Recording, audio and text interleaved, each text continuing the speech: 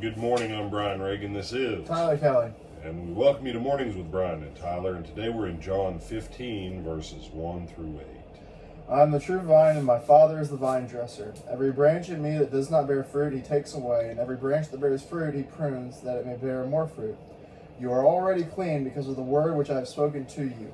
Abide in me, and I in you. As the branch cannot bear fruit of itself unless it abides in the vine, neither can you unless you abide in me. I am the vine, you are the branches. He who abides in me, and I in him, bears more fruit, or much fruit. For without me you can do nothing. If anyone does not abide in me, he is cast out as a branch and is withered, and they gather them and throw them into the fire, and they are burned. If you abide in me, and my words abide in you, you will ask what you desire, and it shall be done for you. By this my Father is glorified, that you bear much fruit, so you will be my disciples. All right.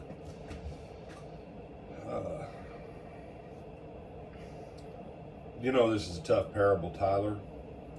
And some people, this is a parable? Yeah, it's a parable. Jesus is using things in this world to illustrate or demonstrate a concept of spiritual or eternal significance. And last time I checked, Jesus was not a physical branch, and we were not physical branches or whatever else. that is very true. And so the downside of this is, if you really see this parable for what Jesus is saying, there are a lot of Christians that frankly they are not in Christ. They've been baptized, but they don't abide in him. And as we look at this parable, we'll see why. First of all, it is the Father who does the pruning, the maintenance of the vine. All the branches on the vine are still part of the vine, but it's the Father who is the vine dresser. It's the Father who cuts those things back. If you overload your life with things that hinder you from bearing fruit, the Father will cut those out. You and I, we entered into a solemn covenant with God when we were baptized. And part of that covenant is that we will bear fruit. Jesus says what? If you abide in me and I abide in you, you will bear fruit. And if you're bearing fruit, my Father will cut those things off that keep you from bearing more fruit. You can't let every vine, you can't let every branch on a vine run that doesn't bear fruit, because it sucks the life out of the rest of the vine and the branches. Any farmer or gardener knows this. You know, on a tomato plant, I don't know if you've ever raised tomatoes, Tyler. I haven't, my parents have. You know, those little flowers, you know, especially when you get them, you know, in some places where tomato plants get 6-7 foot tall and they actually have to support it. Every branch that is not bearing fruit takes away from every other branch that is bearing fruit's ability. And so the Father cuts those things out, and the Father cuts back those things on what does bear fruit that would hinder that branch from bearing more fruit. The goal is to bear fruit. Verse 5, I am the vine, you are the branches, he who abides in me and I in him bears much fruit, for without me you can do nothing.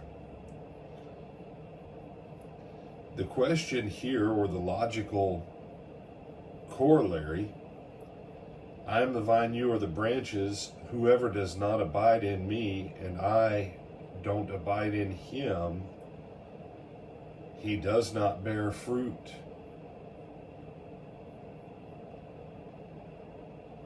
How are you doing in your fruit bearing?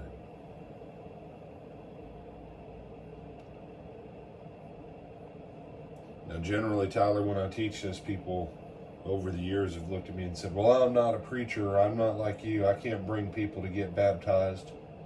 I'm bearing other fruit. And I said, well, what? What's your fruit?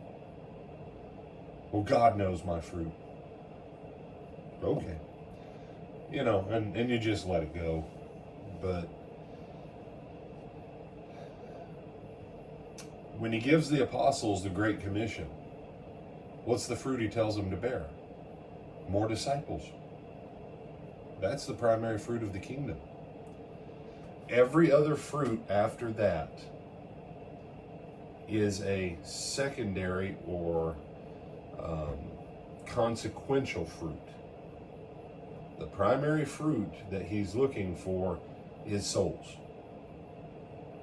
That's why he said to the apostles in John 4, lift up your eyes, look unto the fields, they're white to harvest. He was talking about people. Pray the Lord of the harvest that he'd send more laborers in. Why? Because the harvest is great, but the laborers are few.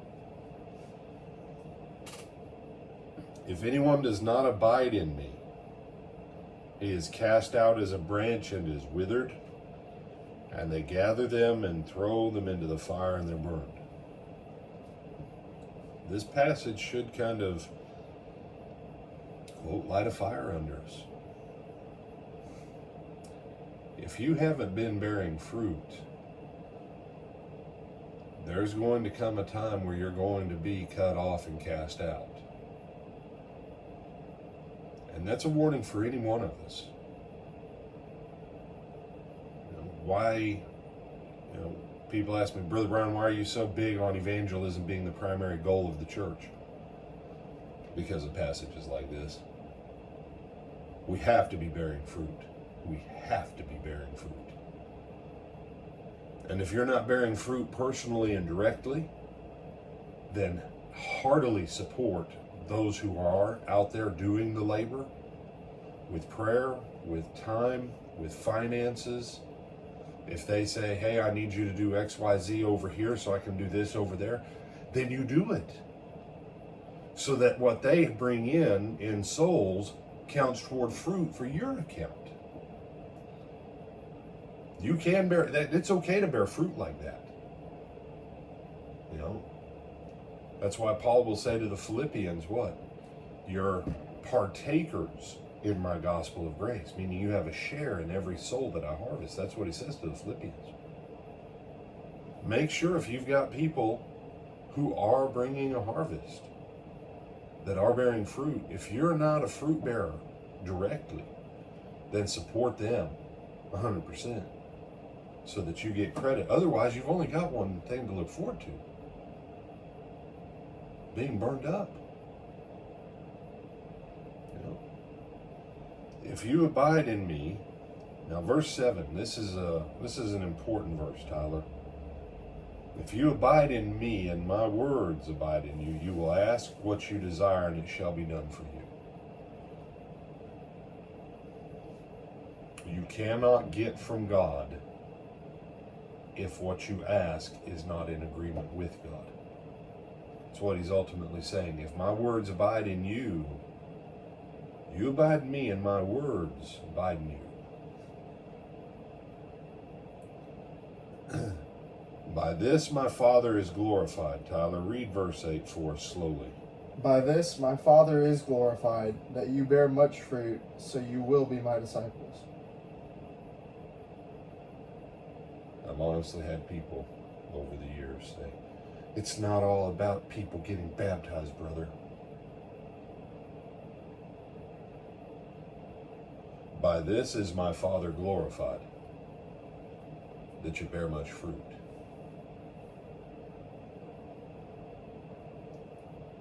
One person one time said that they knew someone who had baptized more people than I had. Like they were trying to tell me I hadn't bore much fruit. It's all right, you can go, what did you say or what did you do? What did you do? I looked at him and I said, well, thank God. I'm glad to hear there's someone else out there who's doing their best to get as many people saved as they can. That's awesome. I think they thought I'd be mad or something.